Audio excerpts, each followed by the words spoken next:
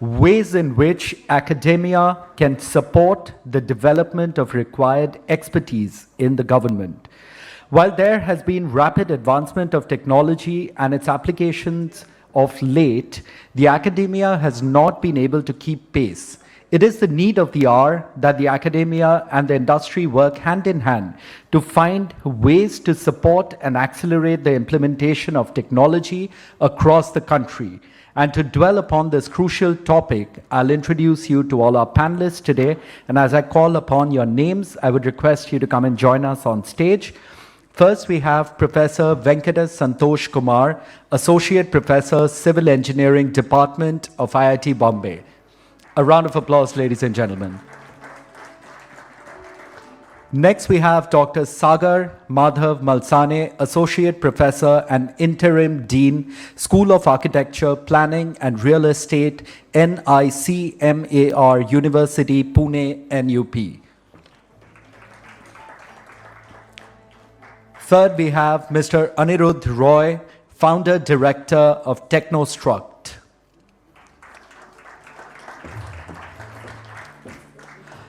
Last on the panel, we have Professor Dr. Deepak Bajaj, Director and Head of Institution, RICS School of Built Environment, Amit University.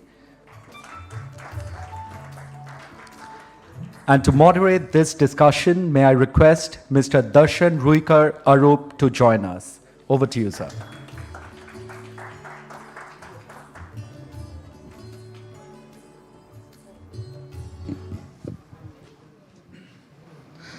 Thank you. So this is the second panel, and this is a panel, as was introduced, mainly to look at, from an academic perspective, how we can go about supporting capacity building, especially in the government sector. As we've seen in the presentations this morning, the one that Abhishek kicked off with, and then the work that we have done with FCDO, and the British High Commission here, there is a huge amount of infrastructure development and a huge amount of investment. And what that means is there is a requirement for better data management. BIM's one of the key enablers for that. And it's going to provide benefits in terms of better sustainable outcomes, linking back to the UN SDGs, as well as in terms of making infrastructure climate resilient, because all of it's to do with, a lot to do with data management. And all, there's a distinguished panel, so I don't need to tell you how important that is.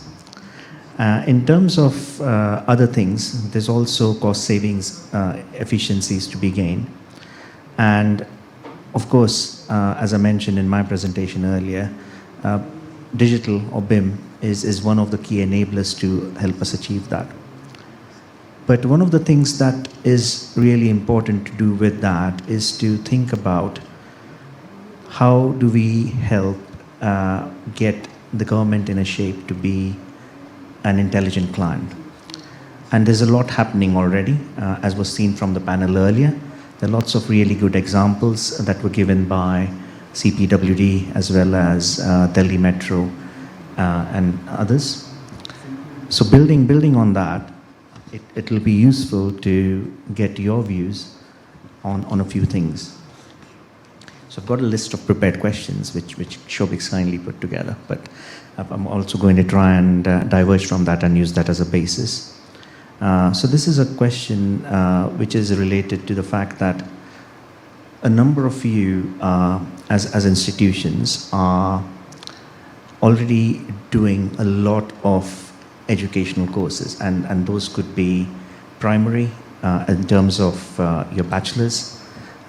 You're also doing them as master's level, and some, if not all of you, also do it as what we call as continuous professional development. So the question is, if we could start with, say, yourself, Dr. Venkat, what is your organization currently offering in terms of what could be made relevant to the government in terms of becoming an intelligent client in the space of digital transformation and digital construction? And how is that relevant? What are the key enablers? What is also stopping you? And in a way, I think that's a question for yourself, and then I'll pass it on to Sagar as well as you, Dr. Deepak, as institutions. I'll come to you, Anniruddha, with other questions as well. But please feel free if you have something to add, then I would like it to be a conversation. So yeah, with that, I'll pass it on to the expert. Yeah, Dr. Sure. Venkata. Thanks. So Darshan, you should be mindful of the time because you have a very difficult panel. You know, we faculty pause after 45 minutes because that's our lecture time. Okay. So you should probably keep a thing on the time. So just to start off with this question, I'll probably add a little bit more to what you have asked me. So as an academia, for example, we have courses at, I speak for the IITs because I come from IIT Bombay, and then we have about 3 to 4 IITs in the country which is offering programs in digitalization, especially in the construction. So if you look at that, at a basic undergrad level, you give some exposure to the digitalization, tools per se. But then the lot of education happens at the master's level. Master's level, essentially at I speak for IIT Bombay, IIT Madras, IIT Delhi, for example, and IIT Guwahati, where the programs are running right now. You see a full-blown course on digital adoption, BIM adoption, and most of the universities tend to be technology agnostic, as is what the case should be. And we focus on all the 3 aspects of people, process, and technology in these courses. And a lot of things, for example, even if you look at my lab, we do a lot of things on research where we tend to extend the boundaries of how BIM can be applied to different projects. So that's the various level of training which you look at, especially from the what I call the future professionals or the students' perspective. But then we also have a vibrant train the professionals initiatives, what we call the continuing education programs, which we deal depending on what the industry wants. So you have tailored programs which can talk about, I like your idea of production management and strategy. So depending on the level of the professionals and the kind of roles they play in their organizations, you might have a strategy related, like where how do I enable BIM adoption. It would be more like a change management training program, whereas the other could be a very click this button kind of production related, tool related programs. So we have a range of it, and most of our students, we especially from IITs, what we realize is they go into managerial roles. So what we as an institute, we took a call is to concentrate on the concepts and leave the the learning of tools to the students in themselves. So we define what is interoperability, what is how do you manage process, all those things we discuss, and leave for the students to actually learn tools of their own interest. So that's what we are adopting.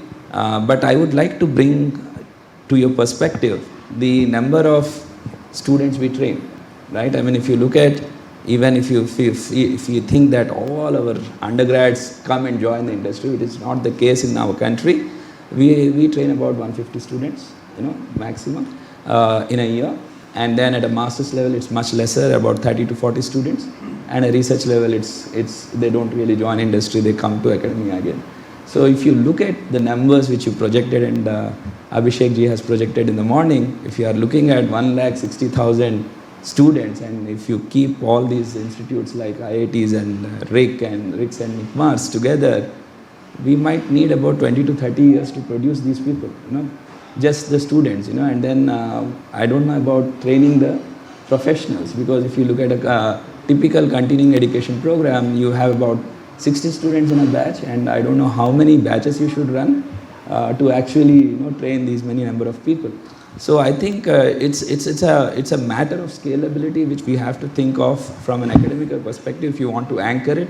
And the bandwidths are the most important thing, and probably we would like to look at train the trainers kind of programs where we actually train because we're speaking to the choir when we are having all these people. There are a number of colleges, a number of things where the faculty also needs to be trained in terms of educating, and then they have to take it forward if you are looking at those kinds of numbers. So essentially, what I would really like to have is those kinds of train the trainers kind of facilitation programs, probably develop MOOCs or online e-training kind of modules where many of our universities can play an anchor role, and that is where we could do it.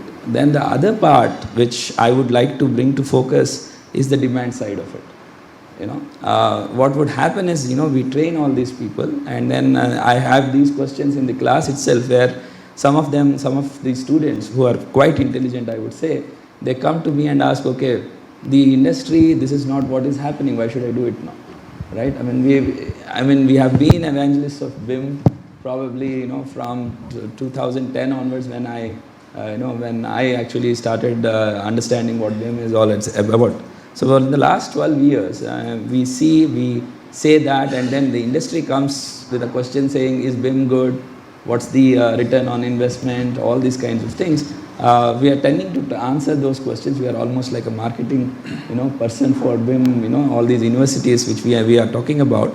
But then now the students start asking because, they ask, okay, I'm doing all these fancy things, but on the field I don't see it, and it's not giving me any more employment opportunity. So that there is a loop which we have to close. How much we train and how much the industry needs, what the industry needs. That's another thing. When we talk about capacity building, again, the capacities are quite different. For example, a manager in a government organization need not know how to actually author a BIM model. So exactly what kind of programs, what's the content of the program is a discussion which we should have, and tailor various programs depending on various levels of pyramid what you are looking at. So that I think I would just like to put in terms of our organization. We have capabilities more at the manager and the strategy level where we really talk about concepts, how to use those BIM models. We leave the authoring part of it, we leave the production part of it, because we think that given the lot of online material which is available there, the students will have a better way of learning than someone like me teaching them how to click where, etc. Thanks.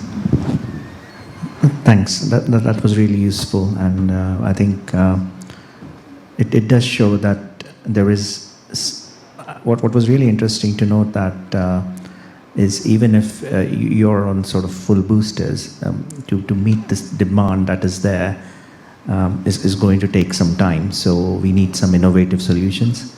But at the same time, the demand is there, but it's not as much as you think it should be because of questions being asked that everybody is not doing it.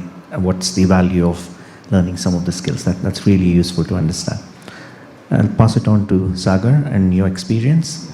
I'll just, good afternoon to all. Really honored to be here. So I'll just share a journey from where it started.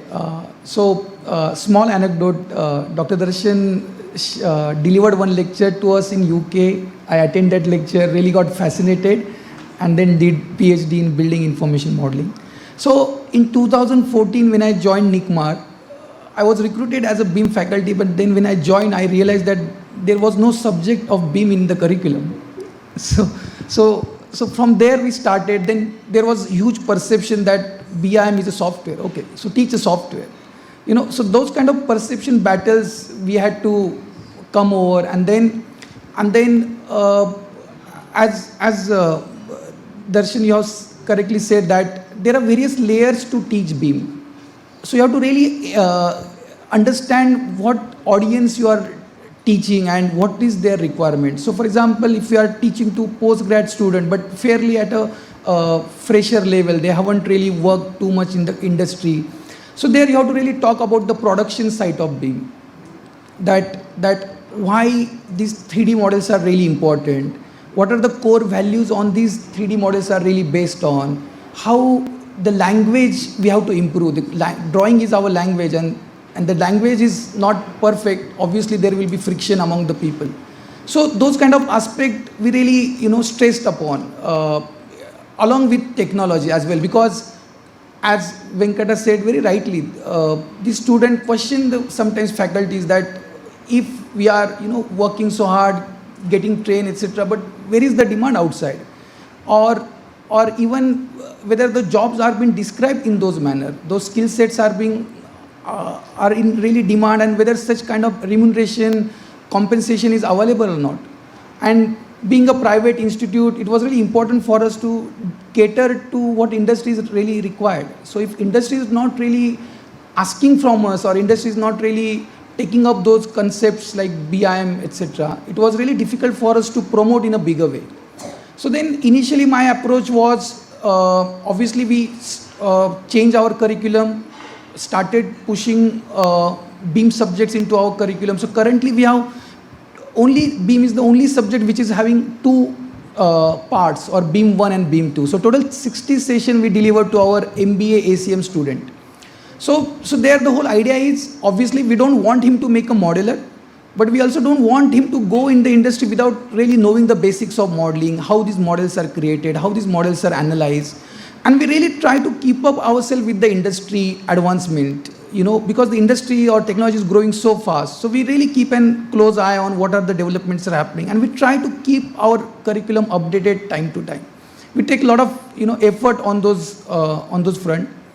Also, we try to look at different pedagogies, how we can deliver this course in a more effective way, more engaging way.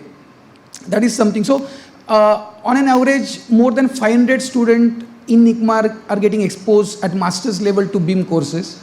Then we have a lot of companies which are getting trained at our weekend programs. So there also we diffuse BIM courses, but then there we don't go for the production side of it. There we focus more on the managerial side, or at times strategic part of it.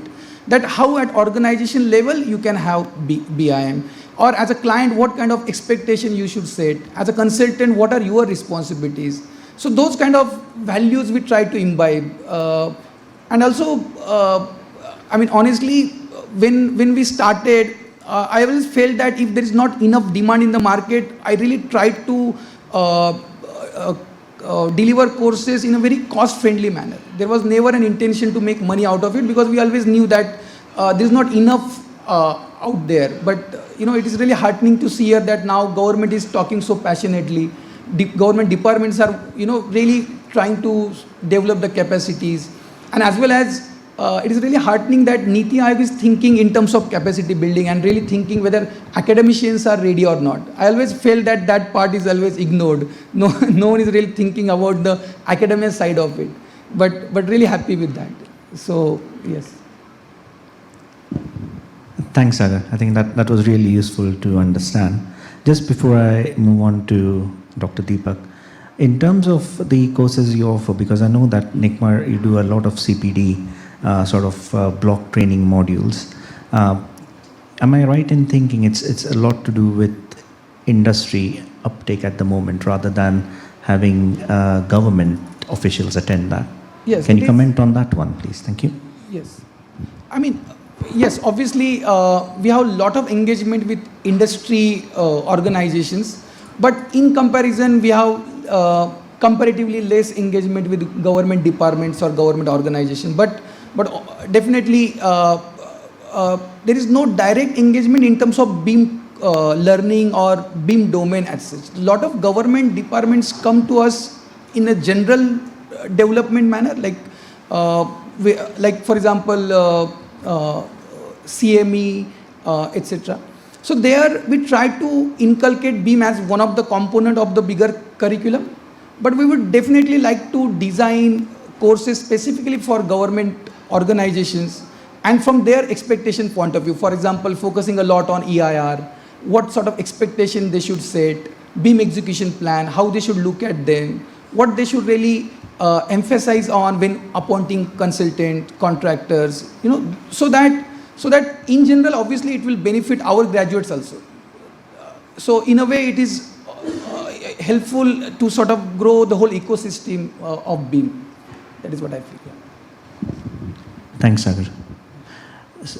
Going to Professor Deepak, it's a similar question in terms of your experience and looking at things. What sort of offerings do you have in this organization, and how are they within the space of today's discussion, which is mainly about how can we help sort of facilitate and make the Indian government as a client, as an intelligent client in this space, because there's a lot happening, but how can academics help and boost that further? Thank you. Good afternoon, everyone. So my colleagues have said exactly what I also have felt and experienced, but there are three elements I want to highlight which haven't been highlighted. For every one new project, there are actually 10 or 15 old projects waiting to be digitized. So I'll give you an example. Our students are trained in digital side because we adopted Industry 5.0 5 years ago in our curriculum. And with RICS accreditation and PMI accreditation, we had to. And that's the need of the hour. So some of our students, so I would say about 3,000 graduates would have graduated through our curriculum over the last 10 years. We are a 10-year-old institution. So in these 10 years, these 3,000 students, 2,700 are working in India as construction, real estate professionals, and about 300 have got jobs overseas. The few who have got overseas have been put on digitizing existing infrastructure and buildings. Now, when does that happen?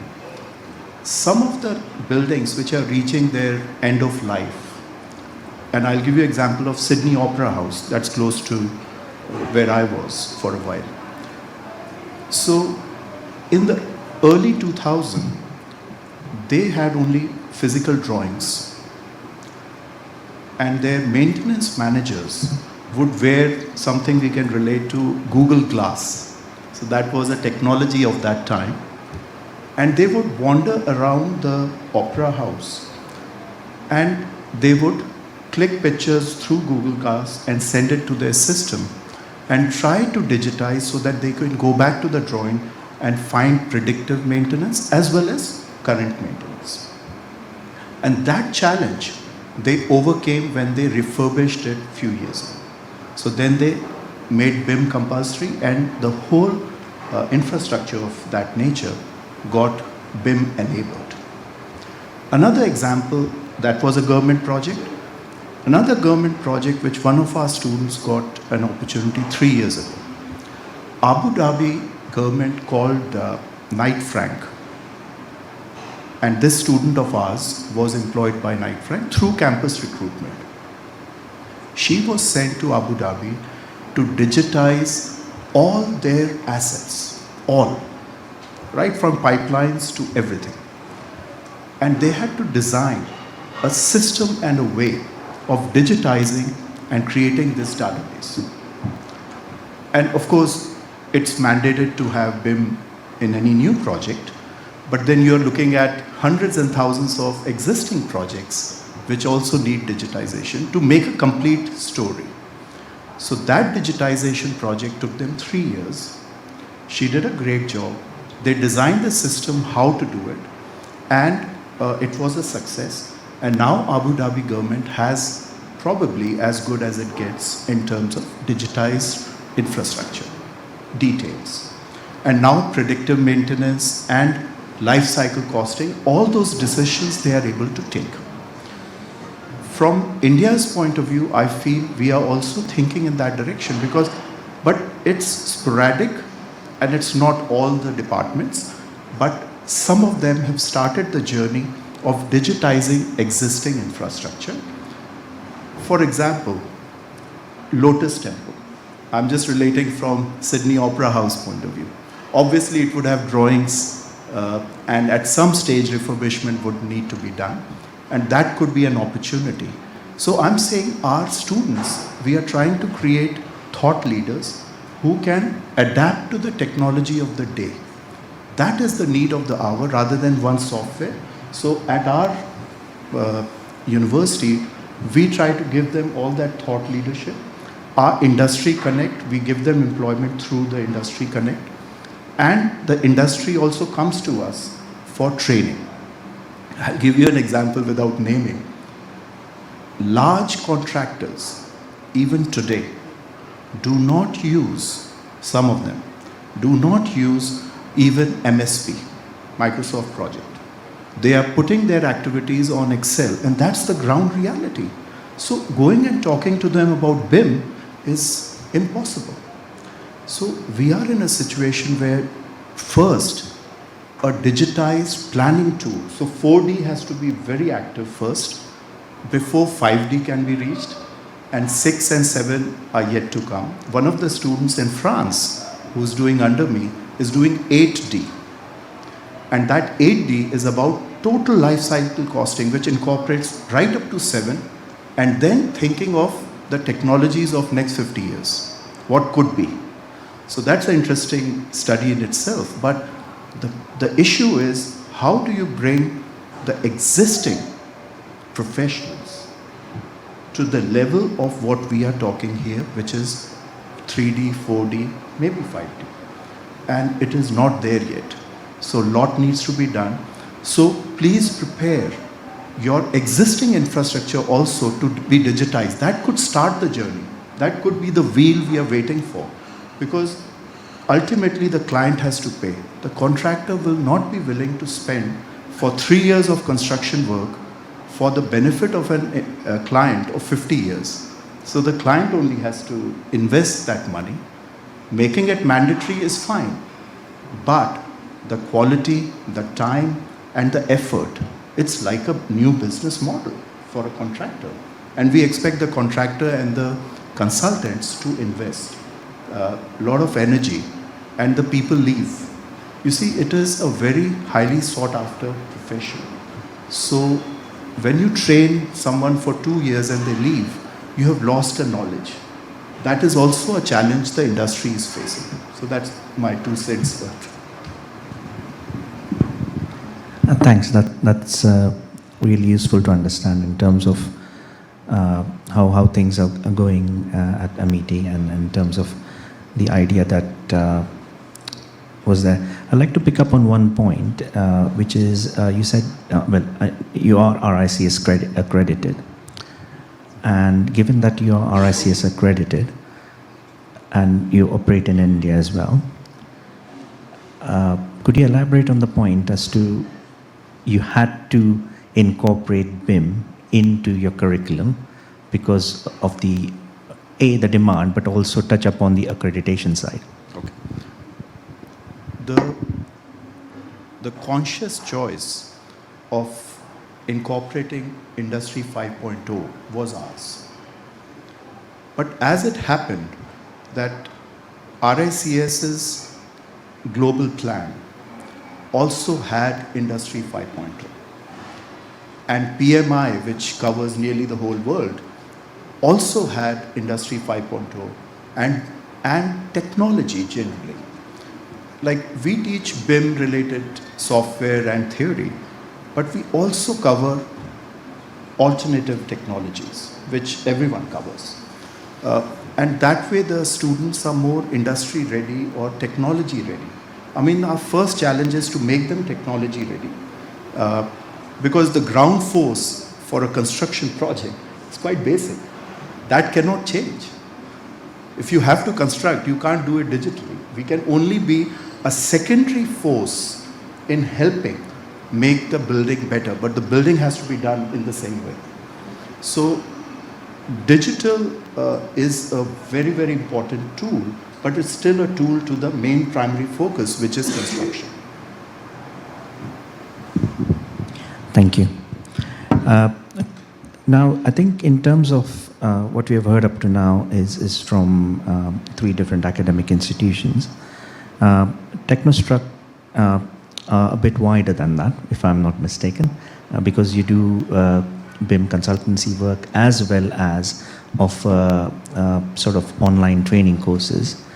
So in terms of what you're doing, it'll be really useful to get an understanding as to what are the types of offerings you have, and how, in your view, what are the enablers of, or what are the ways of actually helping out in terms of making them offered to, say, government officials, considering that there's likely to be a huge demand for this in the coming years, especially for mid-career professionals, in terms of upskilling and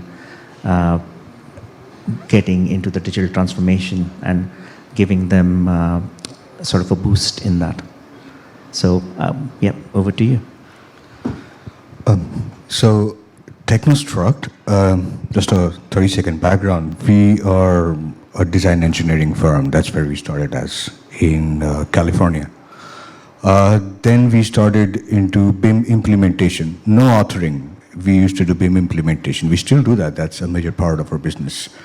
Then we also got a little greedy and started doing BIM authoring. And that's where we started our operations in India about 8 years back. And I've been exposed to the industry, but not in India. I've been exposed to the UK and the US industry.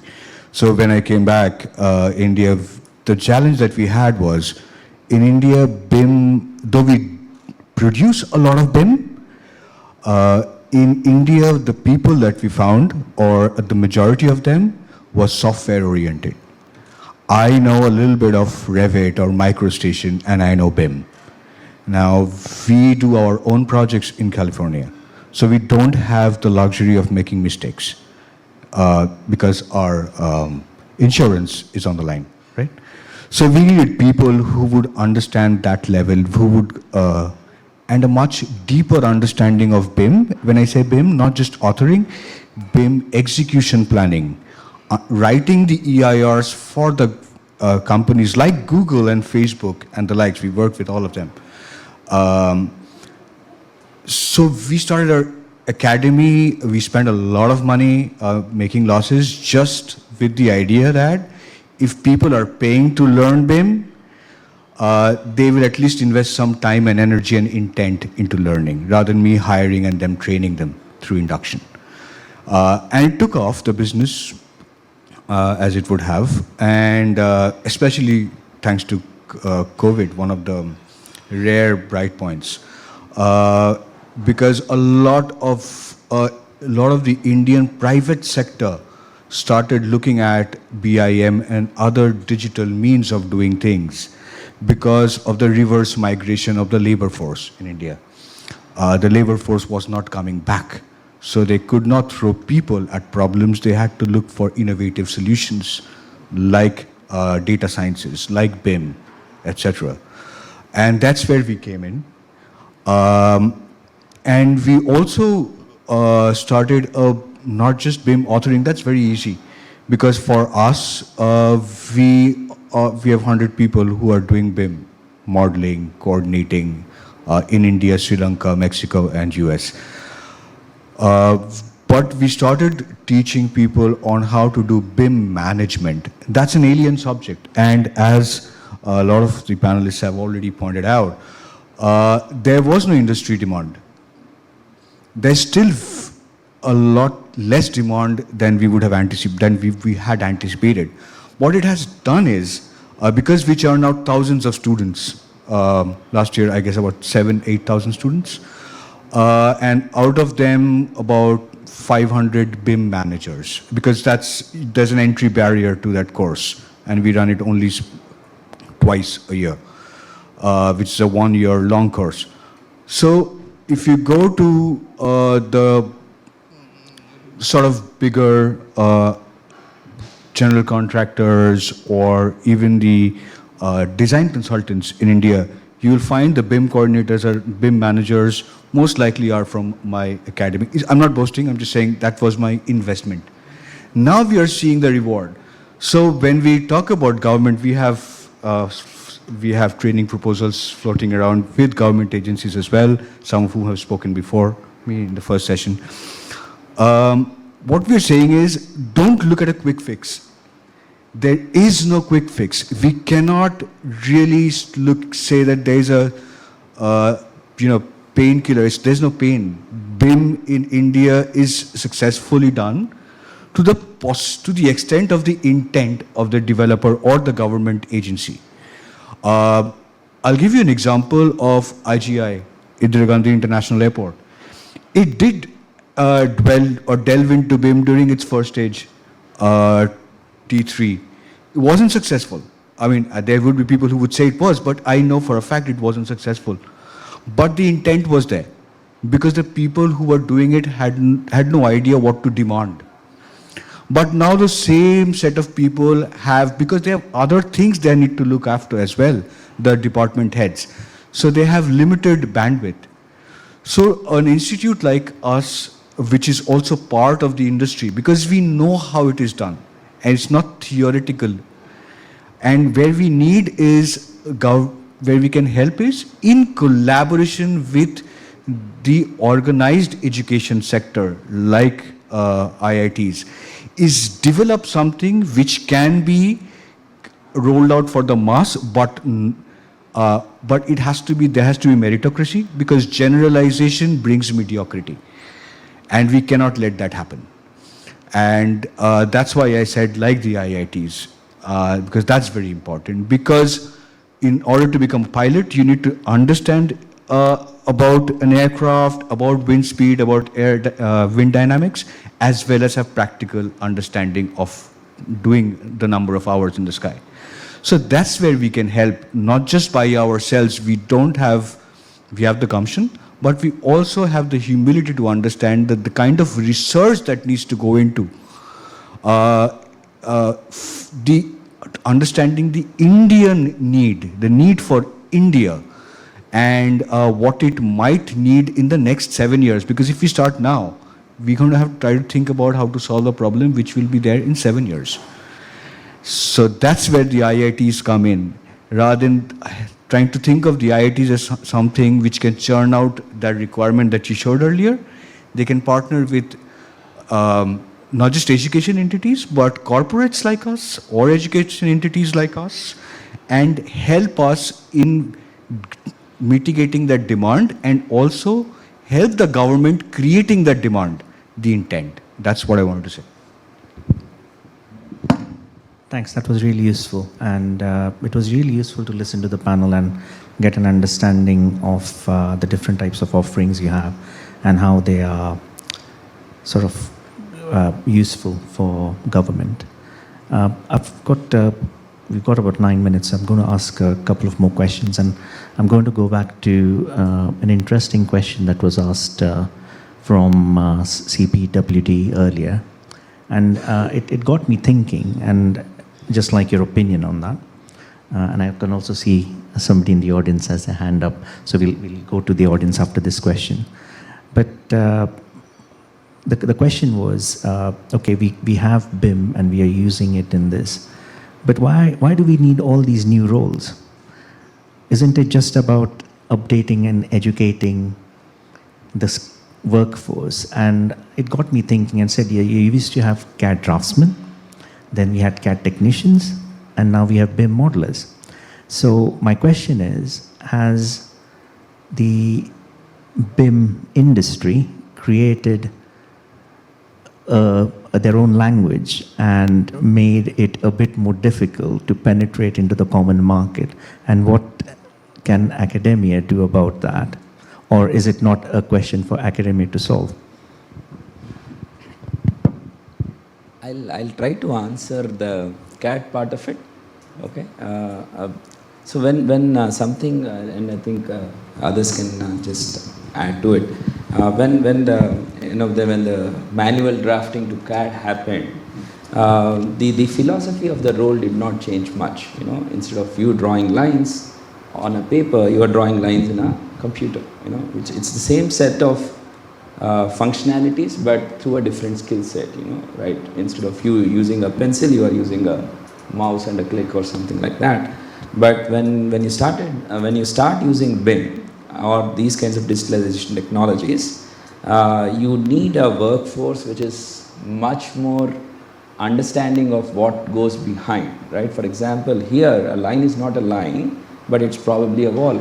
So I need to understand where that data is going to be used in order to model it properly. So you demand a little bit more in terms of skilling up these people when it comes from draftsmen to CAD draftsmen to BIM modelers, because now we don't call them BIM drafters, right? I mean, we call them modelers because you're modeling a reality in your, a portion of the reality in your systems. So that becomes a little bit more, demanding, and also it creates a separate roles, because now the interpreters of those drawings were the engineers earlier, but now the BIM models themselves have intelligence. So you have the modelers also have to have the knowledge of the domain in order to incorporate them properly. So you have a different set of challenges surrounding that. So that's the question which I would like to answer. But the other portion, I think I'll leave to others. The difficult one. Thanks for that. I think that was really useful and insightful, because it is a bit of a change, and maybe that needs a change of a job title. Can I add something? Yes, please. I mean, generally, when I talk to industry people or even students who have a bit more maturity, I said that if you are a structural engineer, you are still remain a structural engineer. It's just that you need to learn how to do that structural engineering in a BIM environment. So as such, you don't need a new title. So sometimes some people say we want to do a BIM course. As such, you're not doing your core engineering. You have already done your engineering. You already know your architecture. It's just that now you need to learn, instead of making a drawing, you have to create an intelligent or information model. And many times, even I feel we can't expect that kind of intelligence from modeler. I feel we are being unfair to them to expect them to create these intelligent models, because you have not trained them to create those models. So it is the designer's job, I feel. Okay, the designer is not able to create so much of modeling, then it's a different challenge. But I think the whole concept has derived from this whole idea that those who are designing, they are supposed to create those models, and then all of those consultants should to put together that federated model, and then that is how the whole workflow should go ahead. So sometimes, again, these kind of questions come all the time, whether I will be a project manager or whether I'll be a BIM manager. I'll be a engineer or I'll become a BIM engineer. But eventually you have to have those core skills with you.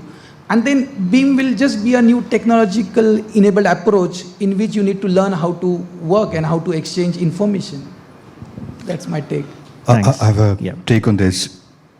All of these questions, there's a fundamental shift that we need to think about, which is we should stop talking about modeling and talking about data management. Okay, he talked about civil engineers or structural engineers. Stat Pro, ETABS, that's BIM. Okay, we are doing BIM. We're managing data. Correct, Venkata, correct me if I'm wrong. I mean, we can call it BIM because we are talking about structural load calculation, right? So now, all we are saying now is that you federate that inside with the architectural model, or you do it real time. You make a change in the, or maybe not even use, I mean, we are fixated with a couple of software, but if we make it software agnostic, I'm not talking about open source BIM. India is not yet matured enough for that. Okay, let's talk about BIM first. But if we talk about data and stop calling it modeling, BIM modeler or BIM engineer, take the BIM away from it. Let's start calling a structural engineer and say that, yes, you have to manage the data. Problem solved. Thanks, that's really insightful. Do I have time? 2 minutes? Yeah, if you want to add. But I've seen two hands up, one from Sangeeta and one from Sunil. Oh, and a third one up. I can't see you very clearly. Yes, okay. So yeah, we've got about 3 minutes. Yeah. So just a minute for me. Uh, the thing with BIM is, stop thinking just as a 3D model. I think the mentality right now is you think BIM means I'll see a 3D model. But actually BIM is a lot more. I mean, what about 4D? What about 5D? We saw interesting stats from Niti Aayog this morning. 60% of the projects are behind schedule and over cost. And 4D and 5D, if we could focus on that, that itself is a big challenge to overcome. And 3D model will come with it. I feel the engineers and everyone, they are upskilling themselves. With BIM, they're just adding that one extra tool to their knowledge. They have to be a thought leader. We are not preparing enough of them, but we have to. And that will change, because 4D, 5D will really change the impression of most projects in the world, 60% behind schedule, not just India, all over the world. 50-60% are behind schedule and over cost. So I think that's the way. Thank you. Darshan, if you allow me, on this particular thing, Can I come back to you 1 second, because I'll go with Sangeeta first. I'll just make it very quick. Thank you very much for a very insightful and interesting conversation. First time I've seen where we are really looking at education and our training in academia, matching our jobs. Generally doesn't happen. So though I realize that you've said there are no quick fixes, what I wanted from the panel, if you can give us one actionable recommendation, because the challenge for academia always has to be future ready, right?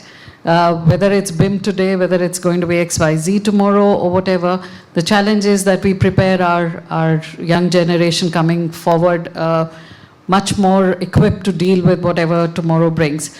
So if you were, the academia was looking at the future for infrastructure, whether it's BIM or the way we've spoken about, let's try and use BIM as a means to an end rather than an end in itself. What are the three or whatever quick actionable recommendations from your side for the immediate future? I'll take a shot at it and then I will leave to everyone else. The first item which I would like to understand is to create a mapping for what are the uses which the industry wants to be trained for. I mean, when you look at the next decade or so, when you're going to create such kind of infrastructure, what are the skill sets or what are the BIM uses or the functionalities like the 4D or the 5D? And depending on that, you can actually then tailor programs, and these need not be a very tool specific, or many modeling specific. Could be more related to data management, could be more related to processes, creating of contracts, etc. So that I think should come the requirements of what is BIM to be used for, what sort of assets, what kind of management of these assets are we looking at, what sort of data we are looking at. If that is the first thing which we can boil down, and I think we all the academic institutes would be very happy to play an anchor role in order to understand and establish these guidelines before we go forward and tailor such programs. So that's one, and I'll leave the next two to others. I think Yes. what I can propose.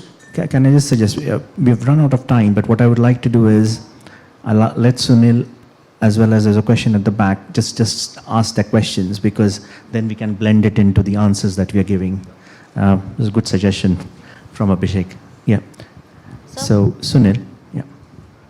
Yeah, excellent kind of feedback coming in. The question that I have is, most of you referred about courses, especially either finishing courses or talking about masters in construction management.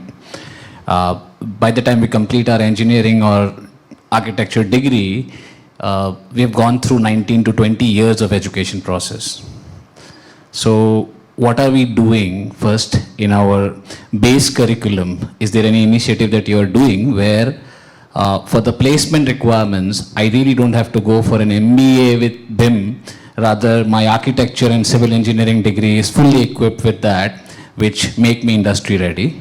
The second is, of course, there's a demand supply. When you prepare good resources, there will be demand. Do you have any demand from Indian SMEs, our area of your BIM resources or BIM students getting placed in Indian SMEs. 90% of the industry is constituted of Indian SMEs, and these are not necessarily the large firms, few examples that we see. Majority of those projects have the small player. So are they absorbing the candidates, or if not, what is the solution that you see where they can also start approaching and consuming the great candidates or the products that probably institute like yourself are producing? Okay. Yeah. Again, before you answer, let's take the other question there. Something very interesting for me after listening the discussion. Suppose, for example, ChatGPT is there, it is growing, and say I wish that I find a software or solution, I give a set of questions and model is generated. I have to answer this. Yesterday I was at a forum and one of the students asked, can a company be run by AI? This was the question. And it's very interesting because many of the things can be run, but judgment cannot, not as yet. It's 5-10 years away. Everyone is just learning AI. So ChatGPT is just the same. There's still 5-10 years away. Technology will come. So from Nokia display. So model also it will answer from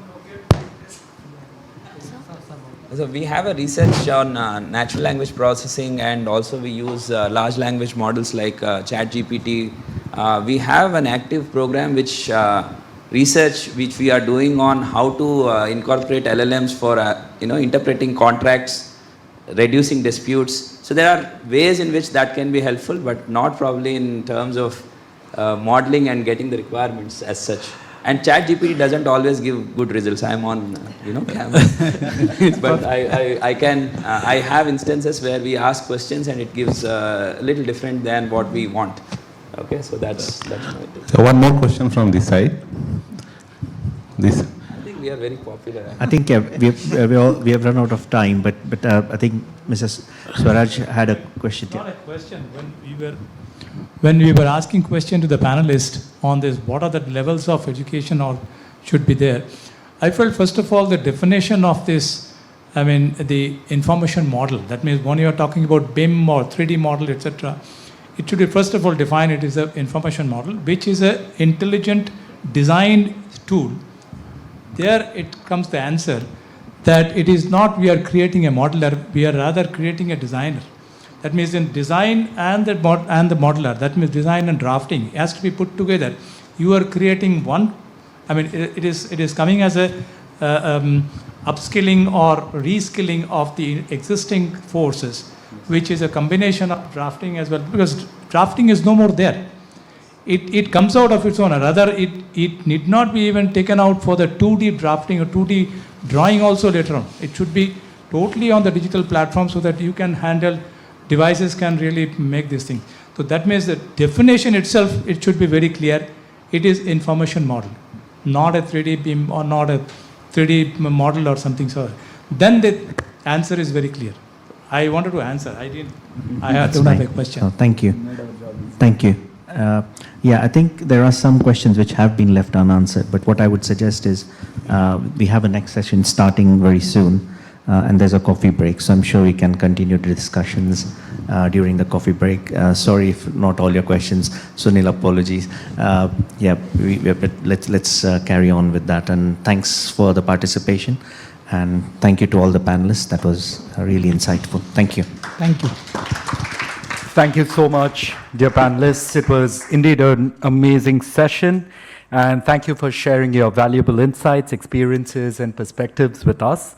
And to present a token memento to all of you, may I call upon stage Mr. Shobhik Ganguly to hand over the mementos to you.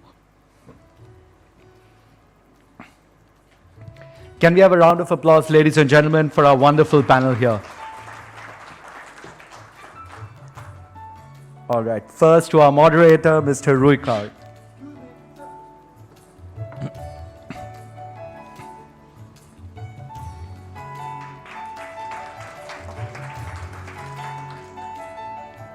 All right, next, Professor Venkata Santosh Kumar.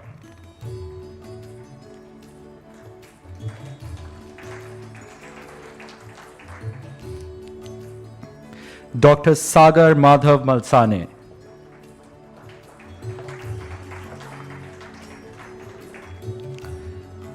Mr. Anniruddha Roy.